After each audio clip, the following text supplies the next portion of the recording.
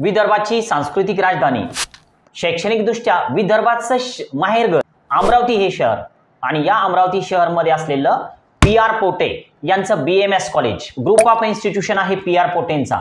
आता या कॉलेजमध्ये आपल्याला जर ऍडमिशन करायची असेल तर आपण या व्हिडिओमध्ये काही प्रश्न घेतोय उत्तरासह। जसं की समजा कॉलेजमध्ये ज्या ऍडमिशन होतात तर त्या ठिकाणी कट ऑफ किती येतो, कॉलेजचा फी स्ट्रक्चर काय आहे, कॉलेजची इनटेक कॅपॅसिटी किती आहे, या सर्व गोष्टी या व्हिडिओमध्ये आपण या ठिकाणी घेऊया। बघा, सुरुवातीला जर आपण कॉलेजच्या इनटेक कॅपॅसिटीचा जर विचार केला तर कॉलेजमध्ये टोटल आहेत 60 सीट आणि 60 सीट पैकी 9 सीट ज्या आहेत की ज्याला आपण मॅनेजमेंट कोटा म्हणतो, IQ कोटा, म्हणजे मागच्या वर्षीपासून या ज्या सीट्स आहेत तर ह्या ऑनलाईन फील होतात, पण तरी सुद्धा एक व्हिजिट तुम्हाला कॉलेजमध्ये करावीच लागेल या 9 सीटसाठी जर तुम्ही अप्लाय करत असाल तर, कारण या सीट ज्या आहेत तर या थोड्या मॅनेजमेंटच्या हातामध्ये सुद्धा असतात। तर त्यामुळे 60 पैकी 9 सीट्स या मॅनेजमेंटच्या झाल्या। पण महाराष्ट्रातील विदर्भातील हे एक चांगलं कॉलेज असल्यामुळं पहिल्या राऊंडमध्ये ज्या मुलांचं सिलेक्शन होतं तर जवळपास मुलं या कॉलेजमध्ये रिटेन्शन देतात। रिटेन्शन म्हणजे कॉलेज फायनल करतात, कारण ग्रुप चांगला आहे आणि चांगल्या पद्धतीचं क्वालिटी एज्युकेशन या कॉलेजमध्ये मिळतं। 60 पैकी 9 सीट मॅनेजमेंटच्या सांगितलं मी तुम्हाला। राहिलेल्या ज्या 9 सीट्स आहेत परत तर त्या ऑल इंडियामधून फिल केल्या जातात आणि बाकी ज्या सीट्स आहेत तर त्या येतात CET सेल या आपल्या स्टेट कोटामध्ये। आता जर समजा आपल्याला या कॉलेजमध्ये ऍडमिशन करायची असेल तर आपण 2 प्रकारचं काउन्सिलिंग करू शकतो, CET सेल स्टेट कोटा आणि सोबतच CET cell all India quota. दोन्हीमधून सुद्धा ऍप्लिकेशन दिल्यानंतर जर आपला स्कोअर असेल तर या कॉलेजमध्ये आपल्याला ऍडमिशन मिळू शकते। आता कॉलेजच्या फी स्ट्रक्चर बद्दल बघूया, सोबतच कॉलेजचा कट ऑफ सुद्धा घेऊया।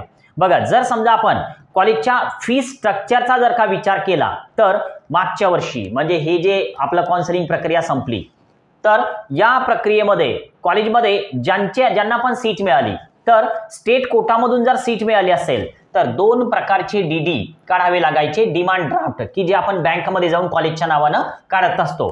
तर त्या ठिकाणी पहिला DD होता 1,50,000चा आणि हे जे DD आहेत तर हे ओपन कॅटेगरीचे DD आहेत।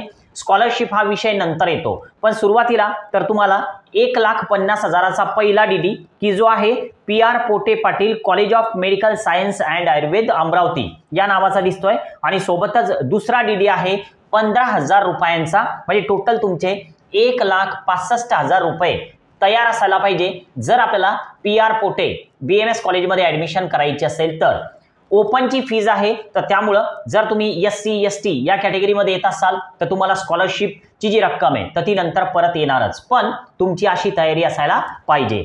जर समजा तुम्ही IQ कोटा म्हणजे मॅनेजमेंट कोटा त्या ठिकाणी जर का अप्लाय करत असाल तर गरजेचं आहे की तुम्ही कॉलेजमध्ये एकदा व्हिजिट करावं। परस्पर चॉईस फिलिंग केल्याच्या नंतर किती फीज कॉलेजवाले सांगतील तर हे व्हिडिओमधून सांगणं शक्य नाही, त्यामुळं तुम्हाला कॉलेजला व्हिजिट करावं लागेल। आता बघूया सर्वात महत्त्वाचं की जर समजा कॉलेजमध्ये ऍडमिशन करायची असेल तर आपल्याला नेमके किती मार्क्स यावेत तेव्हा आपली ऍडमिशन कॉलेजमध्ये होऊ शकते।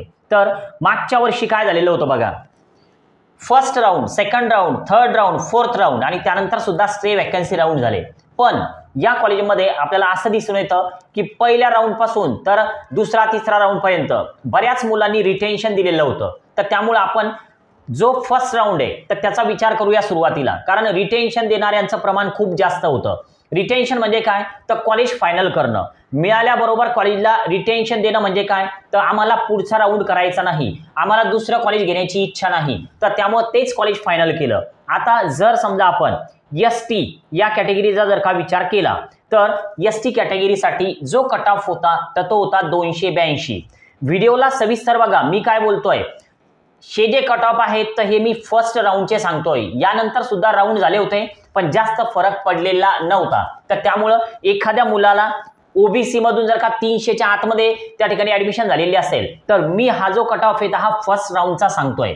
ओके, आता बघा SC कॅटेगरीमध्ये जो फर्स्ट राऊंड होता तर त्यामध्ये स्कोअर लागला 372 मार्क्स आणि जवळपास या मुलांना त्या ठिकाणी रिटेन्शन दिलेलं आपल्याला दिसतं, कॉलेज फायनल केलेलं दिसतं।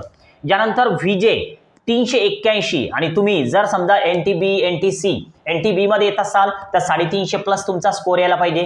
NT-C मध्ये असाल तर 375 स्कोर यायला पाहिजे. म्हणजे थोडक्यात तुम्ही NT च्या कॅटेगरीमध्ये असाल तर तुमचा स्कोर हा 350 360 प्लस यायला पाहिजे NT-B, NT-C, NT-D साठी जर तुम्हाला PR पोटे BMS कॉलेज अमरावतीमध्ये ऍडमिशन करायचे असेल तर.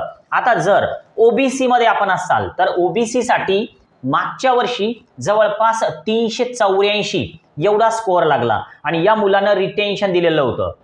आता यानंतर ओपन साठी जो कट ऑफ होता तो थोडा हाय गेलेला होता फर्स्ट राऊंडचा, हा जवळपास 420 प्लस होता. तर त्यामुळं या कॉलेजमध्ये खूप कॉम्पिटिशन असते. PR पोटे आयुर्वेदिक कॉलेज अमरावती. तुम्हाला जर समजा ऍडमिशन करायचे असेल तर या पद्धतीनं तुमचा स्कोअर यावा. जिजाऊ अकॅडमीचा पेड काउन्सिलिंग सध्या सुरू आहे. व्हिडिओ पब्लिक नाही, पण तुम्हाला जर करायची असेल पेड काउन्सिलिंग तर डिस्क्रिप्शन आणि कमेंट बॉक्समध्ये व्हिडिओची लिंक आहे. जर करायची असेल पेड काउन्सिलिंग तरच व्हिडिओच्या लिंकवर क्लिक करून तो व्हिडिओ एकदा नक्की बघून घ्याल. आज आपण या ठिकाणी थांबूया. Okay, bye.